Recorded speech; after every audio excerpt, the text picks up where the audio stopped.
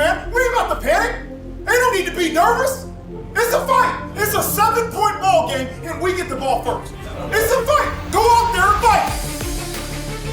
Gives it to Love, running left, tripped up, stays on his feet through one tackle, muscling and struggling. Whoa, he scored! He's in! Oh my gosh! Touchdown, Notre Dame! Jeremiah Love would not be denied! Aller throws, loose ball, intercepted! Christian Gray picks it off, Notre Dame will get the ball back! Irish Nation, welcome to the second episode of the 6th season of your Notre Dame football podcast, focusing on all things data analytics and glass half full takes. I'm your co-host, Brett, joined as always by my fellow co-host, dear friend and fellow Notre Dame alumni, Mike.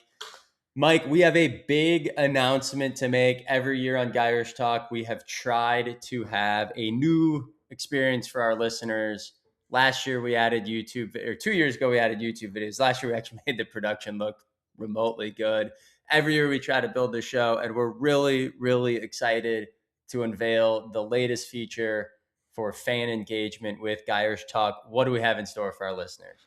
Yeah, so we're creating a game. We had a buddy of ours, Dr. Kraft, who we've mentioned on this podcast before. He heavily assisted us with using different AI tools. But basically what this game is, and you're welcome to play along, is it's going to be myself, it's going to be Brett, and SP Plus versus the spread versus the over under, and then versus the money line for each game. So basically we'll be making picks, and then you, our listeners, will be making picks as well.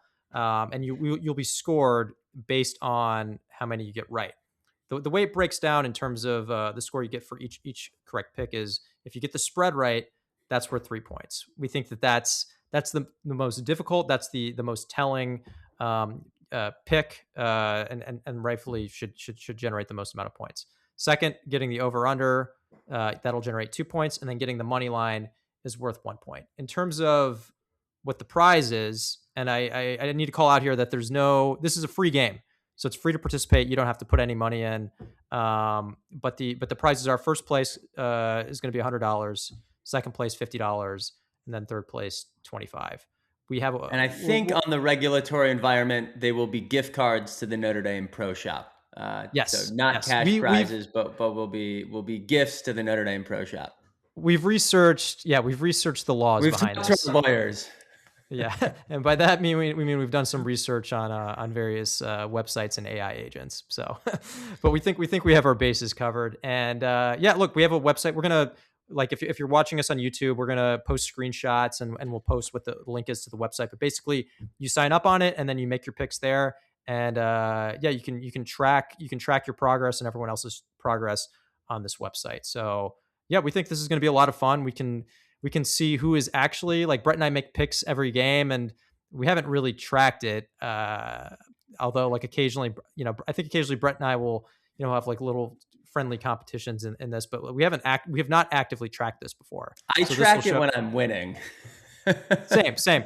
Yeah. And like, same thing with fantasy football. Like, if one of us isn't doing well, you'll never hear us mention anything about it. But then when one of us beats the other, like, it'll be the first thing we mention on the podcast. So this will establish a record of who is actually better at predicting these things. So go on out, girishtalk.com, no apostrophe, no spaces. That's girishtalk.com, our new website. And as always, follow us on Twitter, X as the kids call it, Spotify, Apple, Stitcher, TuneIn, iHeartRadio, YouTube, wherever you go for your media content. We are there. Like us, follow us, leave us a review, and please, as always, spread the word, spread the love, and tell your friends and family about it. All right, before we dive in, one final note on that, Brett. Go, please. Yeah. So in order to be eligible for the prizes, we're not asking, but you need to subscribe to us on YouTube. So that's the one final note to make on this game. And then with that, Brett, I'll kick it back over to you. Yes, I'm super excited about this. So I made a intoxicated purchase during the off season, and as I've reached my mid 30s, my intoxicated purchases have gotten way, way, way better than whatever dumb thing I'd buy on Amazon in my mid 20s. And I admittedly completely forgot about this until it arrived, and it was on our kitchen counter for like 2 weeks. And I was like, and I looked at my wife. I'm like, what is it? And she's like, I don't know, but it has your name on it. I was like, really? And I, late at night this summer, bought this Jeremiah Love special edition print of his Penn State 2-yard touchdown run, special artwork. Got this on Instagram. I'll try to find the link. We'll put it in the show notes.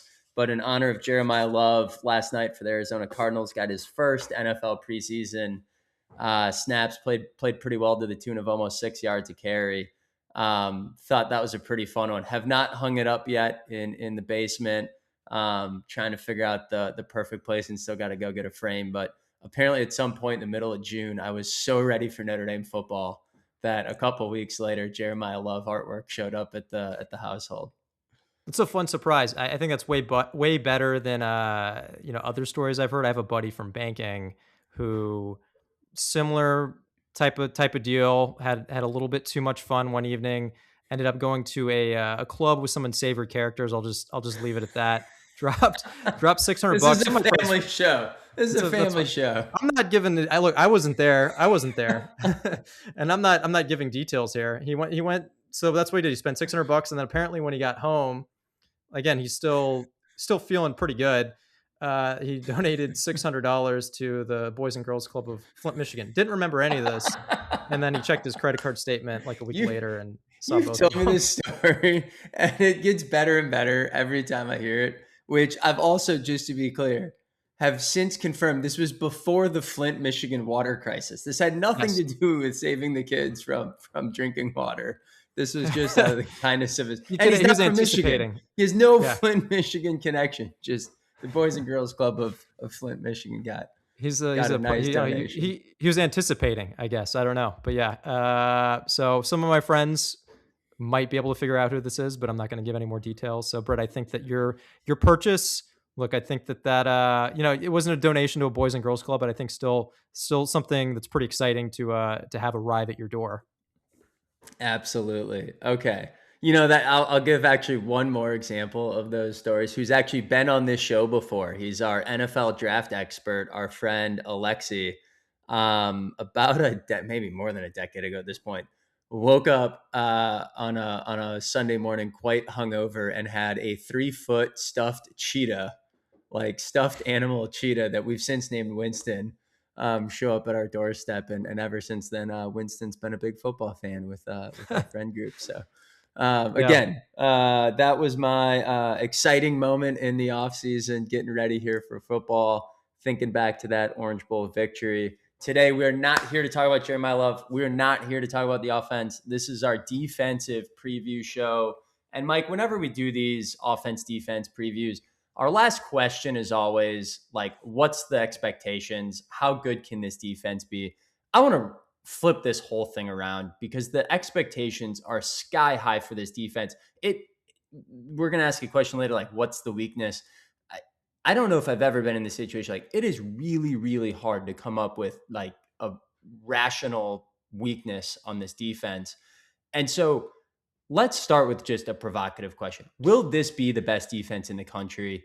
Will it be a massive disappointment if it's not at least in the top 5?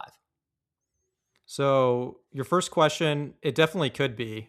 And on your second question, will it be a massive disappointment if not top 5? For me, yes. I think this has the makings of everything you would like to see from a top 5 defense. I'll point back to last year. So last year, this team ranked number 13 in SP+, which Brett and I both believe massively underrates how good that defense was at the end of last year. There are a lot of reasons that ranking is what it is. I think chiefly it was just a slow start on defense in those first couple games. We had a new defensive coordinator. The secondary was finding its footing, particularly in that nickel spot. We really struggled with slot receivers. As we got later into the season, we figured out who our nickel was, and then that was our Achilles heel completely went away. The miscommunications that you saw from particularly the linebacker core and the secondary that went away entirely. And then the defense was performing, I believe, at a top 3 level to close out the year. And if you look at the Vegas odds versus SP+, they seem to align more with that line of thinking.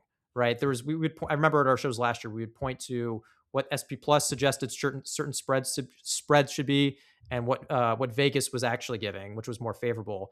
And basically, the gap was Notre Dame, assuming Notre Dame has like around a number top 15 defense versus a top 3 defense. So Vegas clearly was giving us credit for that. So, but it is something that I want to call out because I could easily see people making the point, well, hey, wait, they were only number 13 last year. You really think that they're going to make that big of a jump? Well, my understanding of last year is very different from that. I am assuming that we are picking up from a unit that was performing at a top 3 level, and if you use that as the starting point and then look at what you have coming back, we have a lot. We talked about the offense. We had a lot of returning production on the offense. Defense, I mean, it's pretty much it's pretty much everybody. And then like the spots where we had some people move on, you could argue that we actually got some upgrades, via transfer portal. So I think you combine that, and I'm thinking that this is a potentially a defense that I think this is a defense for the ages. I think you have production and experience everywhere. As we'll get into more, you have certain units that I think should be the best in the entire country. The secondary is the one that in particular that applies here. So pretty much any way you want to slice it, this is a very high floor and a very high ceiling side of the ball. Absolutely. Football, especially at the college level, has way, way, way too many variables to step back and say guaranteed number 1 unit, right? Like just way, way too many things can happen in the sport. Way too many teams have the opportunity to outperform or underperform. If there was ever a time to place a bet on Kalshi or wherever you want to go and gamble away your life savings, if there's ever a time to have more conviction in any other pick, it is this defense will be the number 1 in the country. And I think they're getting a lot of hype. I don't know if they're getting enough hype. I can't remember, as we pull up our first chart, I can't remember a chart ever looking like this where I was so excited looking at Notre Dame's offensive returning production and how good we were last year. And then I realized actually in this NIL era and player retention and portal, there's 3 or 4 other offenses that look like us. Oregon, Ohio State could all feel equally pumped up. And we talked about that on our first show of the preview here. On defense, no other top 25 team is returning more than 70% of their returning production. Georgia's at 72.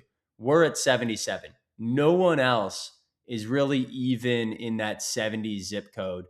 And if you look at who we're bringing back, we have 16 players returning that were starters at the Power 4 level. And I'm not counting 5-star recruit Keon Keeley coming in from Alabama. I'm not talking about 320, 330-pound defensive tackle Tion Gray that was a rotation player for Oregon. And I'm not talking about Luke Talich, who has a ton of experience in our safety room. We have, I could argue like there's 19 guys that have actually gotten starter-like snaps. We have 16 players coming back. We are bringing back our top 9 players from last year in terms of defensive snaps. We are bringing back our top 5 tacklers. Like there is so much high-quality talent back that when you think about the portal era and the NIL era, I get it. NIL helps you retain players from going to the draft. The portal makes it really hard to maintain depth. It makes it really hard to keep all of those pieces together, and the whole band is back together. I think the only real thing you can say we lost was our secondaries coach, Mickens, now is secondaries coach in the NFL, and our defensive line coach, Washington. But everything we're hearing around the program, their replacements, Aaron Henry and Charlie Partridge, continuing a lot of momentum, fitting well with Freeman and Chris Ash. Just the returning production of the high level quality is just something I'm not sure we've seen before. And it gives me so much conviction that I agree, Mike. I don't think this was the number 13 defense last year. I know we live and breathe SP Plus on this show. I don't think there was a way for the analytics to properly account for what it looked like post Miami and A&M, which we can't remove those data points, but I think we can qualify them with an asterisk with a new coordinator. But Pro Football Focus had us as the 5th best defense. And so I think we were a top 5 defense last year, maybe top 10, but probably top 5. And the whole band is back together. So I'm going to answer the question because it's so incredibly obvious. But our next question, the answer is the secondary. What is the best unit on this defense? Mike, walk us through what this secondary means. Why are they so incredibly special, and what's in store? Yeah, look, this gets to why we're so optimistic about this defense. So, as we mentioned before, there are no weaknesses, which is really important. But what takes this unit to the next level is the star power in certain spots, and that's true nowhere more than the secondary. So, if I talk about the headliners here, you have to start with Leonard Moore, All-American. He'll definitely. I mean, unless he gets hurt, he'll be an All-American this next year. Draft boards frequently have him in the top 5 overall. He was our. I guess if I exclude, I have to make a qualification here. If I exclude Ethan Long, who is technically our highest graded defensive player on Pro Football Focus, he only had 23 snaps. If I exclude him, Leonard Moore is our top graded player via Pro Football Focus with a 91.8 grade, which is high elite. That definitely projects what you'd expect from someone who's a first rounder, and he's someone who projects as a high first rounder. And then also in that secondary, moving to safety, Bryant. Let me make sure I get this pronunciation right. So last year he went by Tay Johnson. This year he's going by Bryante Johnson. So make sure everyone that you not Bronte. That's throwing me off. Yeah, we're gonna see if like Chris Collinsworth can get that right. Yeah, we'll see. I mean, maybe. Yeah, we'll have to continue our game this year of Malort shots, and if we get mispronunciations, then we'll, which we definitely will. Then we'll have to track them and we'll have to do Malort shots at the end of the year. But Bryante Johnson, he was our third highest graded player on Pro Football Focus with a 82.8, which is also an elite grade. So on this very high performing defense, two of your top players are in that secondary unit. And look, I think Bryante is someone who has the potential to also be an All-American. Emerged as a star last year. And then aside from them, like those are like two of the stars on the team. And then you also have Adon Schuler at that other safety spot, who's now started 2 full years, been extremely productive. You have Christian Gray, who's played a lot of ball the last couple seasons. Like he's also back. It sounds like he might be moving to that nickel spot, which is a position that plays to his strengths a little bit better. We have Dallas Golden, who is someone who played a lot of ball last year and got better as the year went on. And then we've had 2 potential impact transfers with DJ McKinney and Jaden Saunders. McKinney came from Colorado, played a ton of snaps there.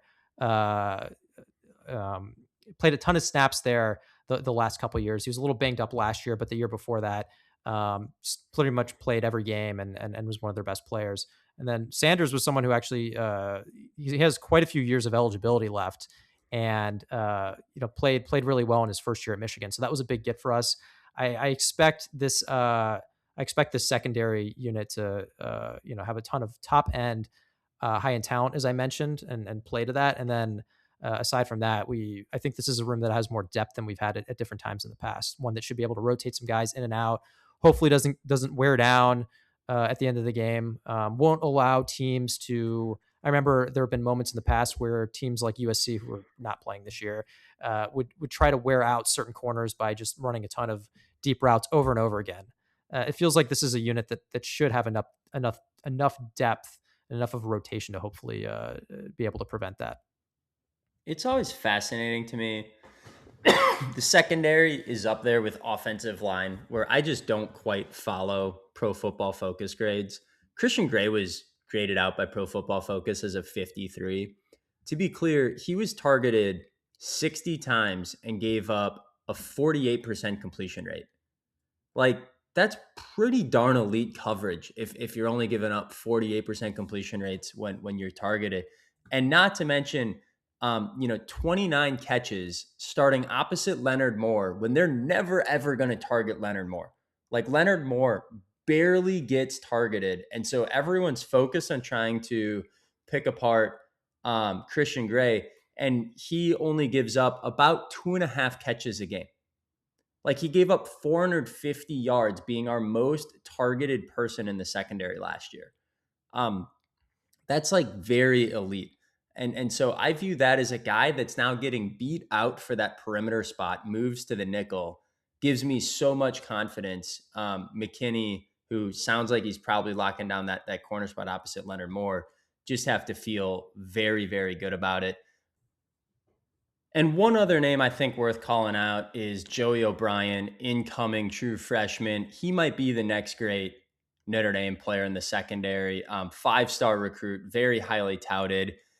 I just don't know if he can get into the rotation with how much upperclassmen quality production we have, but keep an eye out for Joey O'Brien. My last thought on the secondary, the last few years, I've always tried to pick one player that I want to watch as much as possible.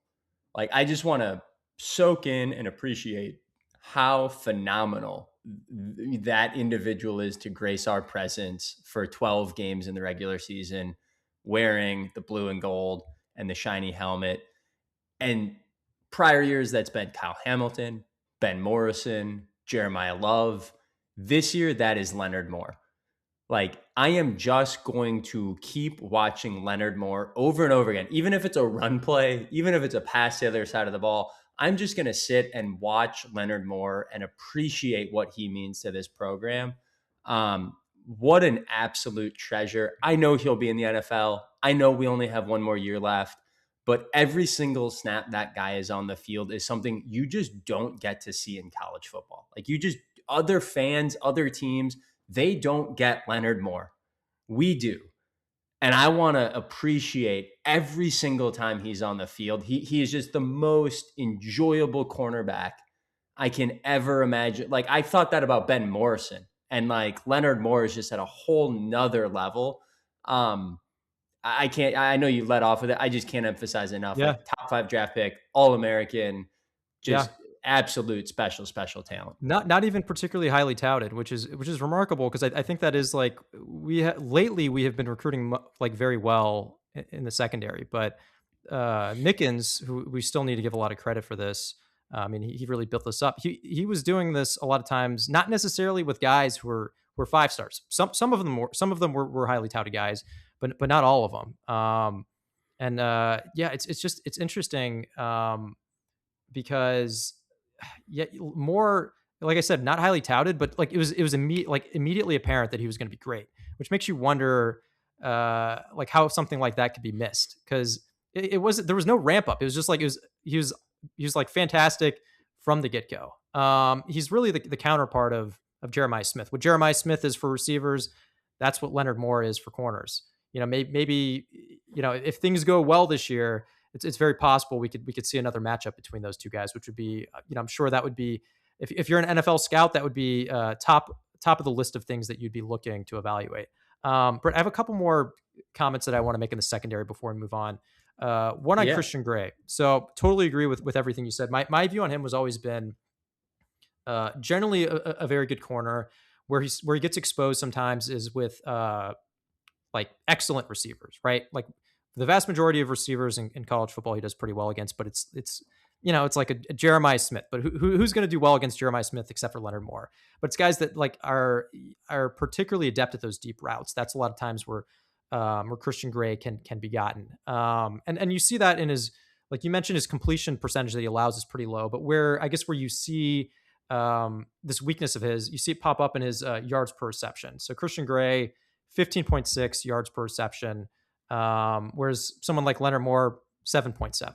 Now, if you move him to that nickel spot, though, that takes out like a lot of those plays that he doesn't defend as well. Like a lot of those, like, those routes, those long running deep routes that he's been exposed on before. So he'll be playing to his strengths. And then I would say the way that I overall see this rotation, because I hinted at this rotation, but I'm just going to call it out more explicitly. The way I see this rotation playing out is Leonard Moore obviously has one corner spot locked in. Then you're going to have Christian Gray at either one of the other corner spots or nickel or some combination of that. Then after that, it's going to be some combination of McKinney, Sanders, Golden, and Zachary. If I had to guess, it's probably the way things seem to be shaken out at camp right now is that McKinney and Sanders are probably locked in on that third primary rotational spot. You mentioned McKinney. Actually, interestingly, some beat reporters have been saying that Sanders has actually been looking really good, but there's still a lot of training camp left. And one other note here, Sanders was here in the spring, McKinney was not, so he might just be more comfortable with the system. And then finally, it's safety. We mentioned Brayonte Johnson, who we expect to be a star player, potentially a future high-end NFL type prospect. Adon Schuler, reliable. He's a returning captain, very reliable, high level of play. And then aside from that, Luke Talich he's been like a very, very steady hand, reliable player who provides a lot of depth. He's actually been cross training at linebacker a little bit. So something to watch here is that obvious passing situations. If we want to go very heavy on pass coverage, maybe he's in the game as a linebacker in that situation. And then you mentioned Joey O'Brien. Ethan Long is also someone who the staff is very high on. So these are the guys that you expect to see in the mix. And yeah, it's a lot of names. And as I mentioned before, so a lot many of depth, it's so many names that would be starting. Like these guys would just be starting at the majority of programs. And we're like, man, I wonder if we'll see them this year. Right. And we're not like just rattling off everyone on the depth chart. We're naming people that are important to call out because they may make a meaningful impact this year. Right. Like we're not calling out someone who's deep and buried. These are people who may make a significant impact. And that's the theme for this defense is there are just, it's just littered with people who could make an impact. And I'm used to that for the defensive line, right? Like it's just become a staple that if you want to be a top 15 defense, you have to have 10 plus guys rotating a defensive line. Like it's modern college football. That's where your depth is if you got 85 players. Having this many names in the secondary, like it's actually shocking we've been able to keep them all. It's actually shocking that Luke Talich doesn't want to go and start somewhere else, or that both McKinney and Sanders and Christian Gray are all sticking around, or that honestly, Mark Zachary and Dallas Golden, I'm really surprised. Now I get it. They get to learn from Leonard Moore, Christian Gray, they're gone, and they're next year's presumptive starters, right? So there's a huge opportunity for them. But just retaining those players to effectively take a gap year on the depth chart, pretty darn impressive by Freeman and staff. All right, let's move to the other two position groups. You get to pick one, and I'll take the other. I'll argue the other side. If we had to pick a weakness, do you think it's linebacker or defensive line? And walk through, obviously, the strengths, but walk through what you think might be the Achilles heel. This is a tough one, right? There's not like a very obvious answer to me on this one, which is I think you is had why the questions in the show notes. You knew I was going to ask this question. I do, and I've been that's the thing. I've been going back and forth on it, right? So look, I think I'm just going to pick one, and I'll qualify it that look, this could easily go the other way. So I think so the question is like which one is potentially weaker. I think that there is less certainty in that defensive line room. Like as we've talked about for this defense, everywhere there are so many names of people that should be contributors. But there's some more moving pieces here. The linebacker room, it's basically everybody who was in the linebacker room last year. It's the exact same people, and they have another year, and it's another year more comfortable in the system. With the defensive line, there is not yet. I think the big thing is there is not a proven elite pass rusher. There's someone who could step up, someone like Traore, maybe Bryce Young, like we have. I think we should be able to get more impact from that interior defensive line this year to help generate a pass rush. That was something that we weren't able to do consistently last year. So yeah, look, massive potential. And then I someone like Keon Keeley's worth mentioning as well. That's a person that Notre Dame recruited very heavily years ago. He was a 5-star prospect. Not even just a 5-star prospect. I think he might have been ranked like number 1 or 2 in the entire class. Went to Alabama, slower start to his career, but last year it seemed like he was starting to come on and look more like play more like the profile of a top end 5-star that you would expect. It's not there yet, but it seems like there could be some of that there. I guess enough flashes where you'd feel comfortable. But still, I think the takeaway though is that there's no one on this roster that's had more than 10 sacks in a season, which is Traore had 10 last year. And in modern college football, which is such a pass heavy game, you need to be able to defend extremely athletic receivers in the secondary, and you need to generate a pass rush. And I think we're going to be able to. I think we will be able to generate a pass rush, but are we going to be elite at it? And I think that is still a question. I think if we fast forward to the future, we've been like the last couple, like the recruiting classes we've been bringing in have been really stockpiling high end talent. So I think my optimism to the future, this is a bit of a different comment. My optimism that we'll have this moving forward is pretty high, but whether or not we're going to have it this year, there are reasons to believe it, but it's not proven yet. Now, where I think this unit like really stands out is depth, and depth is a strength everywhere on this team. Secondary, this is also true of the linebackers, but this is true. This is true like for this defensive line more than any other unit on the entire roster. It's pretty ridiculous. I mean, this has been the case for many years, but I think this is one of those years where it's particularly ridiculous. I think honestly, it's worth just like naming all these people here that we expect to get potentially 20 plus snaps per game. Traore, Young, Onye, Brua, Keeley, Gray, Mukum, Durham, Burgess, Hughes, and Thomas. And this is also assuming someone like Tuilamaka is not coming back from that like a waiver that a judge granted, where fifth year players can come back and get another year of eligibility. We haven't heard anything from the team on that, so I'm assuming for now that that's not happening. But that potentially could be another one. That's 11 names. I'm so glad I got you to read off 11 names. I have one Malort shot for you. What did I say? According to Gemini, Brew is a silent U after Francis Brew. It's a silent U, which I think we've actually maybe gotten wrong on other shows. We just have Brew. Okay. It's not Brew or Brewa. It's just Brew. That was the one I was according to Gemini certain about. Yeah. Okay. So that was the one I was least certain about. I think I saw a video where they were doing name pronunciations, and I think I heard his. So when I said that, you're doing off-season film studies on correct this is scrolling.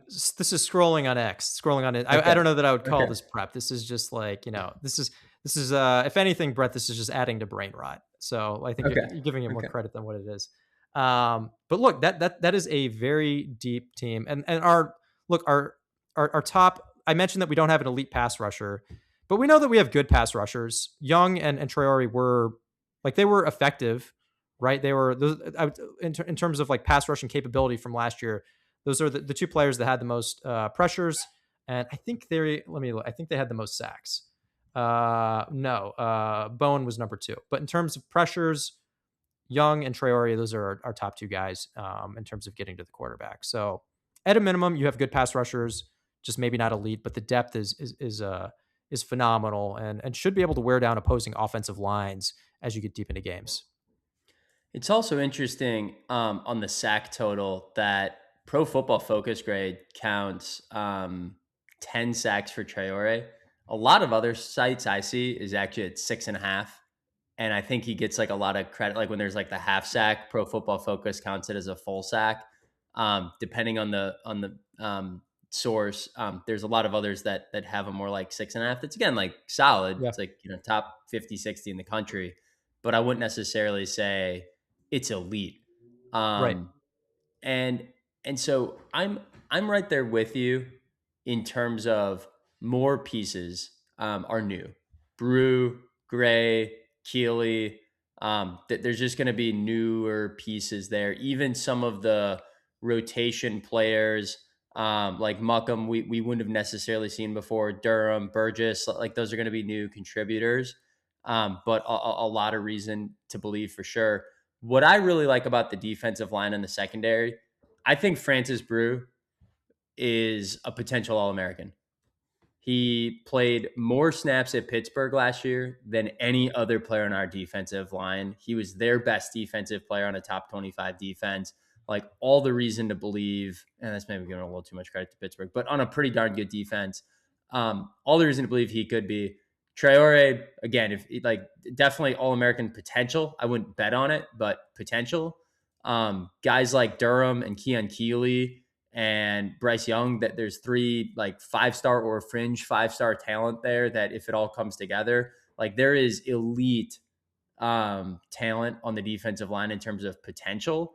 Not a proven pass rusher, but definitely potential. Just like then in the secondary, Moore, Schuler, and Breonte Johnson are all potential All-Americans for sure. Yeah. More for sure, right? That's the reason I think the linebacker group is the least. I shouldn't say least, but I would argue is the weakest if I had to force rank them. Is I don't see a likely All-American in that group. Everyone's back, and they are all incredibly productive. The one name to pick out of that group is Kingston Viliamu Asa. That again, pedigree there, 100%. But coming back from an ACL injury, looks again coming out of camp.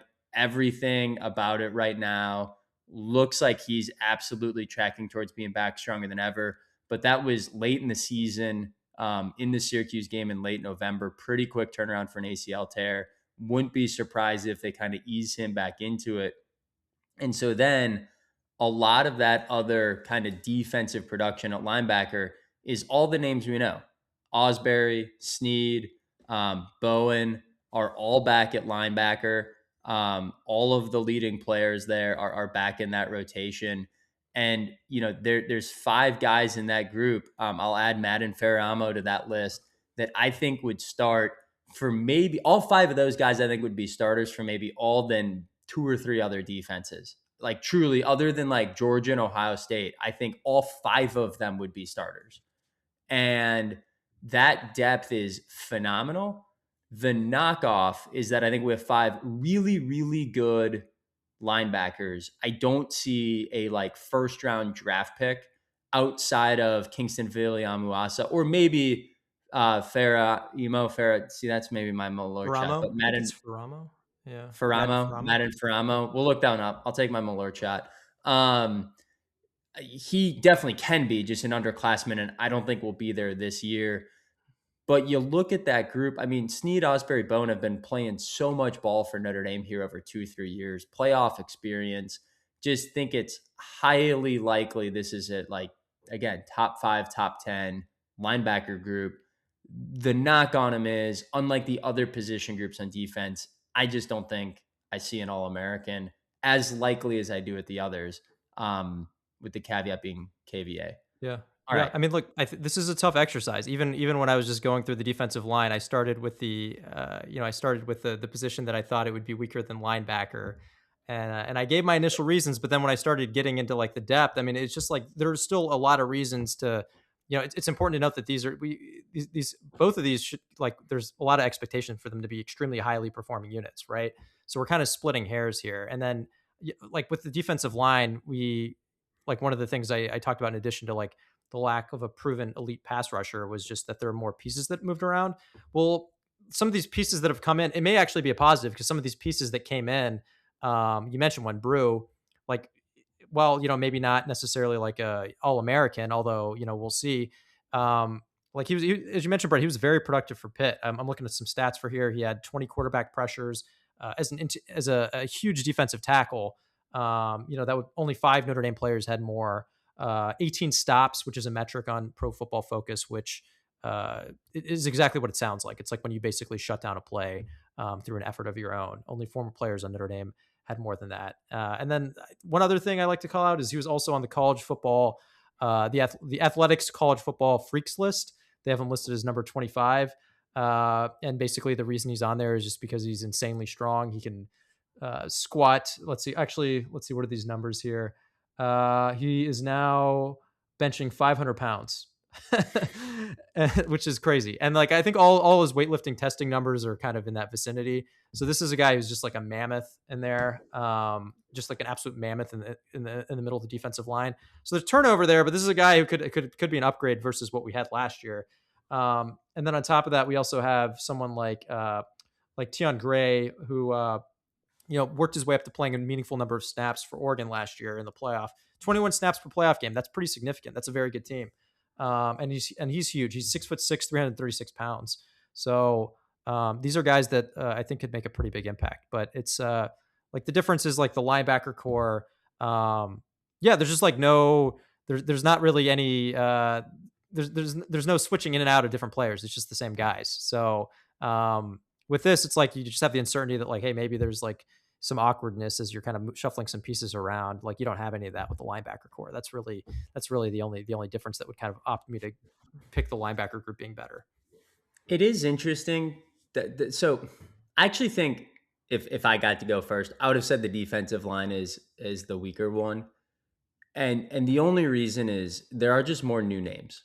Brew, Gray, Keeley coming in from the portal will Yeah. be three of the top 5 or 6 defensive linemen. And if you look at who's coming back, Traore, Anye, and Bryce Young were 3 of the 4 leading defensive linemen in terms of snaps last year. But third was Jared Dawson, gone.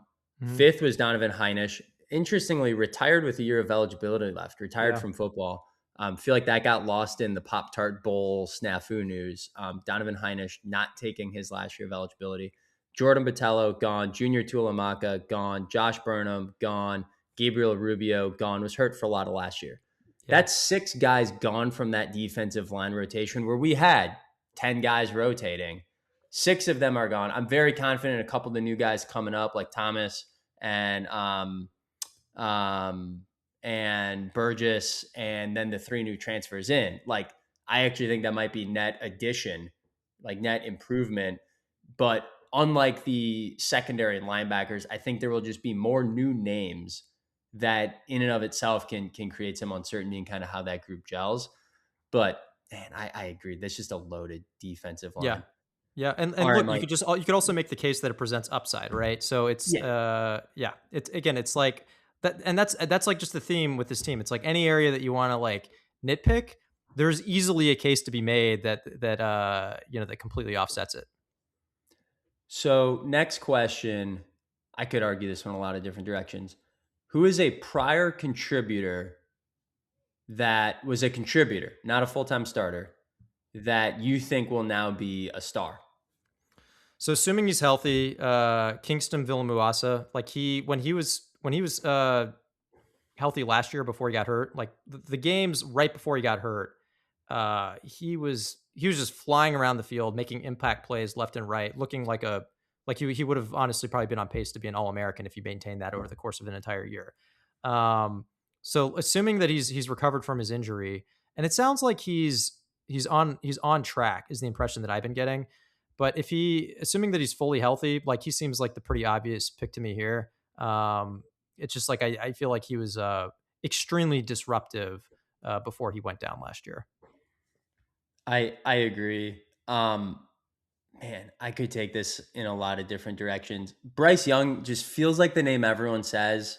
We said him last year, so that's the only reason I'm not taking Bryce Young, son of an NFL Hall of Famer, all of the just freak athlete potential in the world.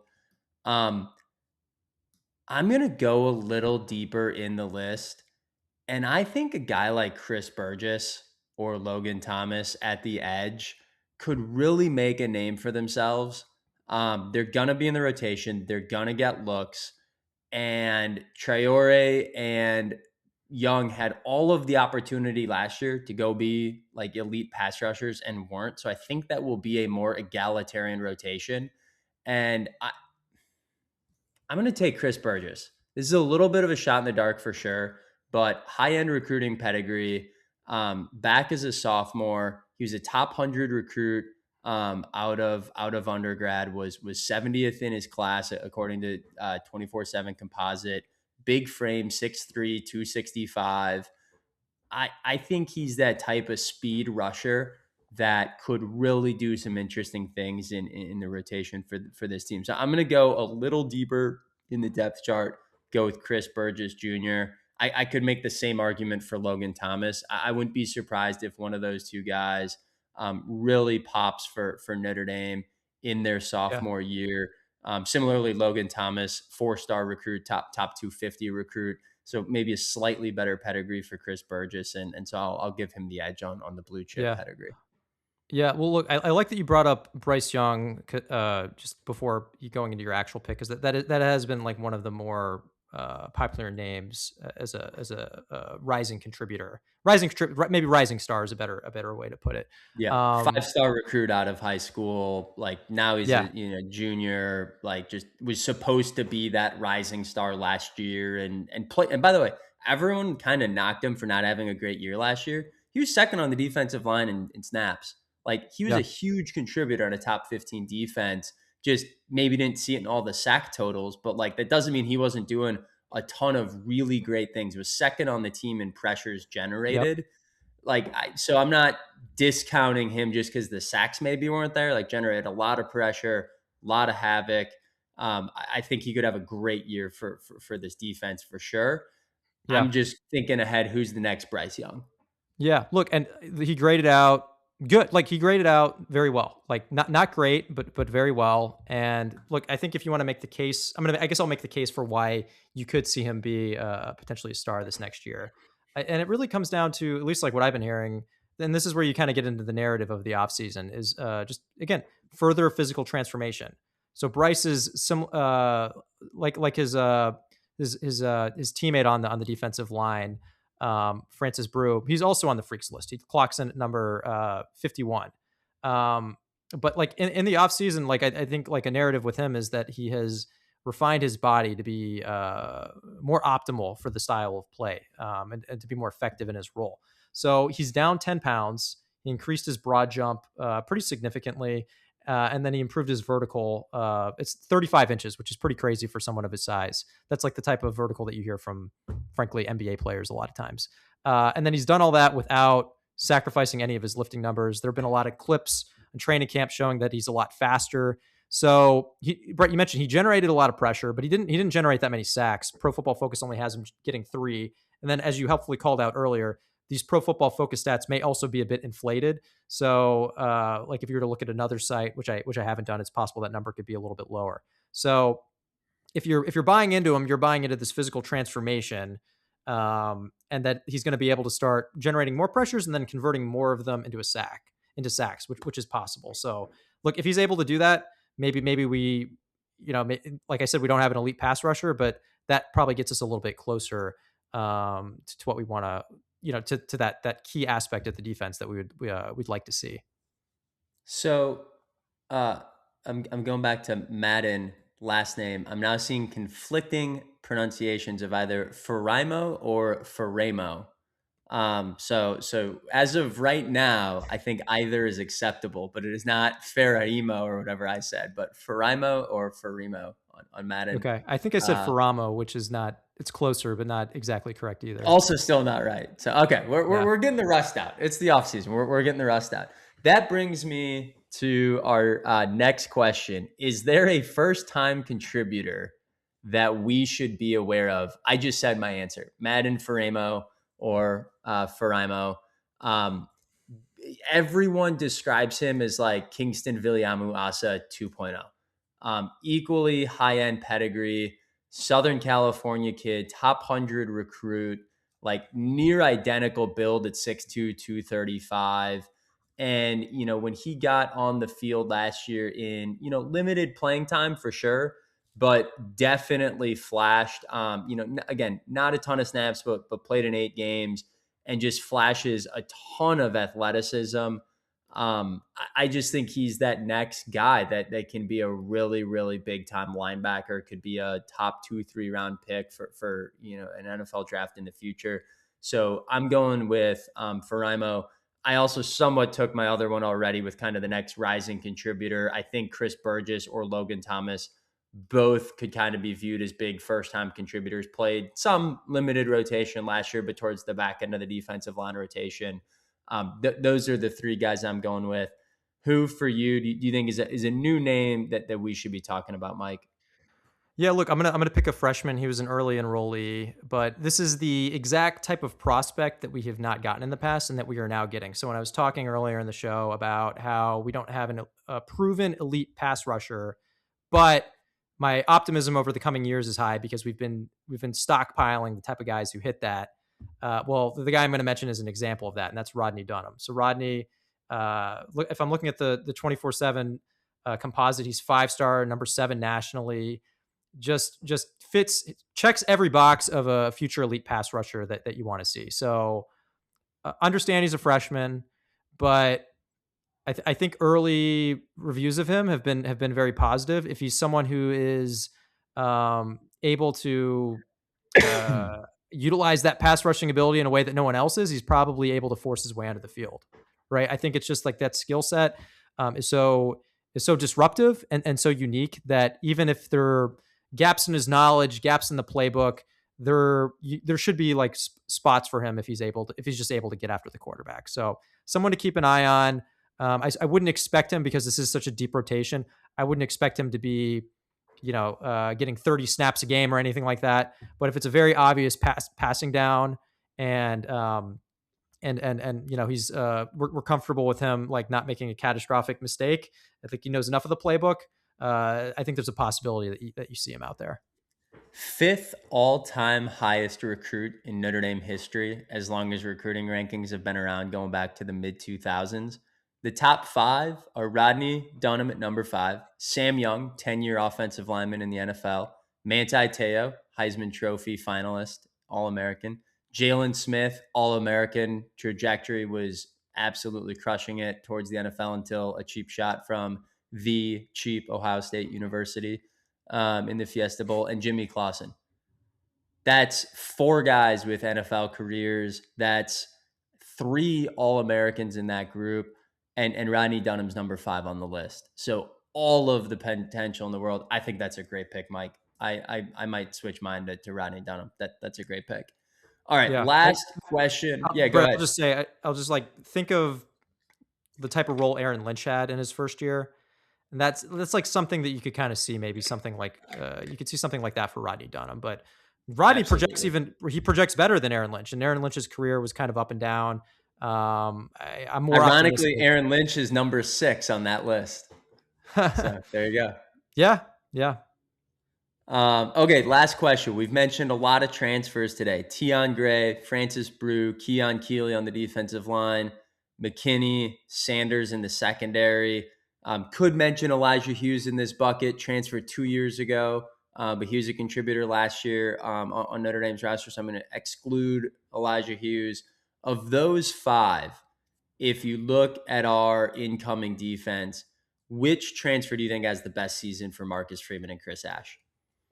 I think it's going to be Brew. I think he played a ton of ball at Pitt, impactful. By all accounts, he's continued to improve.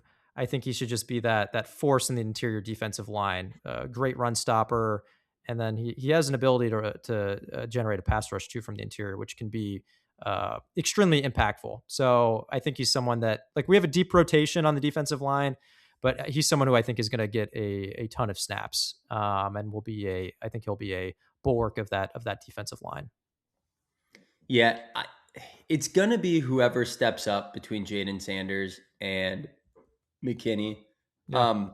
I know there's a lot of folks talking about how Jaden Sanders is impressing. Just played relatively limited playing time last year at Michigan. I think that's my one knock, is there's just not a lot of tape on him relative to the other guys. And if you even go back to his, recruiting prospect, he was a top 300 recruit, like 4-star for sure. What I like a little bit more about DJ McKinney is just he's got more experience. I know he was banged up last year, but has been around for a while. I think a lot of folks actually forget about his time at Oklahoma State. So he's really a 3-year starter coming in. 2 years ago at Colorado, played 812 snaps at cornerback in the first year for Deion Sanders. And that was a bad defense. Like, some of those defenses were not good holding up. But when he had Travis Hunter alongside of him, really shined. He's going to have a Travis Hunter-like cornerback alongside of him and Leonard Moore. And so I think that veteran experience for DJ McKinney is going to set up really nicely. If I had to pick a second one, I don't think folks are talking enough about Keon Keeley. He was a 5-star recruit, was down to Notre Dame and Bama, ultimately chose Bama, was in their rotation, couldn't kind of stay on the field. He was almost a little bit like their Jordan Botelho, that every year is like, this guy's stepping up, didn't work out. Mm-hmm. This guy's stepping up, didn't work out. And he's just an elite athlete that I think Marcus Freeman and Chris Ash will find ways to get production from. And that's no knock against Alabama not being able to get production from them. But when you just have like top 10, top 20 talent out of a recruiting class, it's always an easier bet. It's always easier to be like, you just know the athleticism there, and can a coach get him in the right place at the right time, executing the right way, and the results will come. So I'm bullish on all 5 of those. I think it's a really hard pick. I know I said pick one, and I just said 2, but I'd go DJ McKinney, just because I think he'll play a ton. Keon Keeley would be right behind him for me. To be clear, if I got to pick first, I would have picked Francis Brew.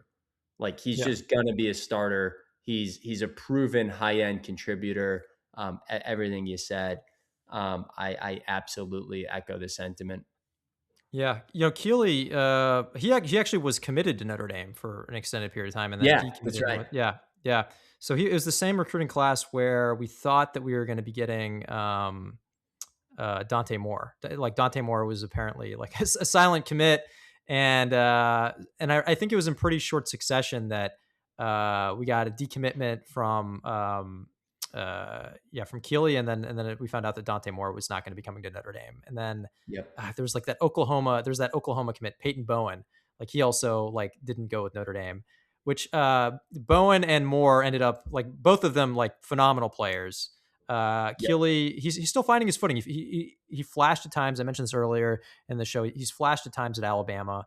He has that athleticism, all the stuff that made him a 5-star prospect. It's still there. It's just, can he put it together? And I think, look, I also thought that Keeley was just a great fit for Notre Dame from a personality standpoint. It seemed like he really got along in the recruiting process with all the guys in his class. It seemed like he kind of understood the school. So if you're also thinking of odds of someone having success, I think being a good personality fit also helps. It's less likely that he won't feel uncomfortable at the school, which could potentially throw him off. So figured I'd call that out for whatever it's worth. And then I'll just mention for Dante Moore, that stung, but then the class right after that is when we got CJ Carr. So that very quickly offset that. By the way, I'm just looking at the top 10 of that recruiting class.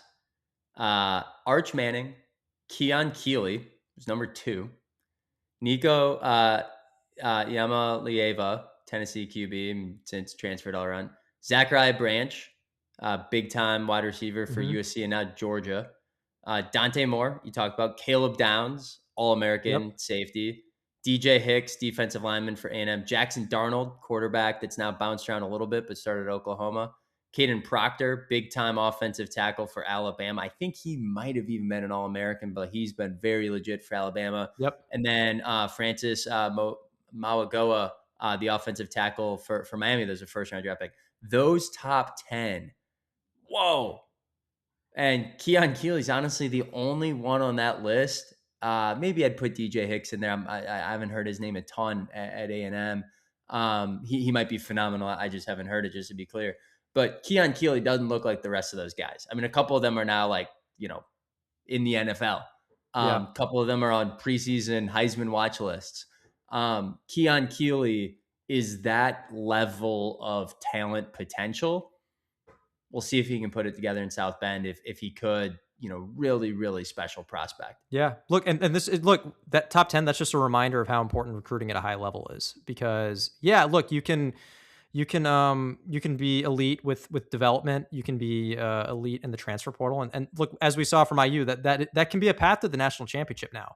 But if you can get like these top recruits, the hit rate is just much higher with them, right?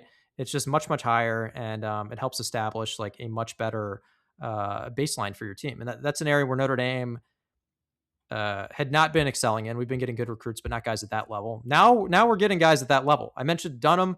He was a top 10 overall recruit, right? So he kind of fits squarely into these types of prospects that you view as maybe not can't miss, but like let's say there's like a 75% level. Yeah, 75% chance they're like incredible, right? I'll take that. Those are great odds. Yep. And I won't read them all, but I just read through 11 through 50. And I know some of the names on that page. They don't read like the top 10, just a different level. So defense, littered with returning production, littered with high-end top 15 returning production. Very difficult to find a weakness. 5, 6, 7 guys you could argue are potential All-American watch list type players, headlined by Leonard Moore, maybe the greatest defensive player in all of college football, maybe the greatest cornerback Notre Dame has seen in our lifetime. Huge expectations for Marcus Freeman, Chris Ashen, and this defense going into the season. With that, we will come back on the next show and preview this year's schedule. Enjoy it, ramp up, get ready for football. Yeah, Mike, you got a closing thought for us? Yeah, I was going to say, should we just officially put our pick in for what we think the defense will be? I know we talked about like number one. Number one. I think they're going to be number one SP+. That's where I'm at. If you're not going to make that pick, then you will never make that pick. Yeah. So for offense, we were kind of saying that 5 was the over-under, and I was more optimistic. You were a little, I'm not going to say pessimistic. What's the over-under for the defense? I would set the over-under at 3. 3. That's fair. I think it's 3, but we're both saying they're going to be 1. But I'll say they'll do better than the over-under. Yeah, that's where I'm at. So I have them at 1 as well. I just think, as we talked about, it's just this was a top performing unit at the end of last year, and pretty much everybody's back, and the people who aren't back, there's reason to believe that the replacements should be even better. And then the people who are coming back, some of them are poised to really step up. Yeah, if I had to argue who else would be in that list, it's the same names. It's Georgia, Oregon, Texas Tech, Ohio State. Yeah, we'll see if Indiana can reload. I think they lose a ton, and Ohio State loses a ton too. And Ohio State loses a ton. And so that's kind of my knock. Like Ohio State just has to take a step. They bring back their offense. They don't bring back their defense. So I think it's Notre Dame, Georgia, Oregon, Texas Tech are probably the top 4 defenses. When you look at combination of top 25 defenses return in production. So if we're in that top 4 group, I think the over-under should be around 3, and I think we'll do better than that. Yeah. All righty. Until then, Gyrish.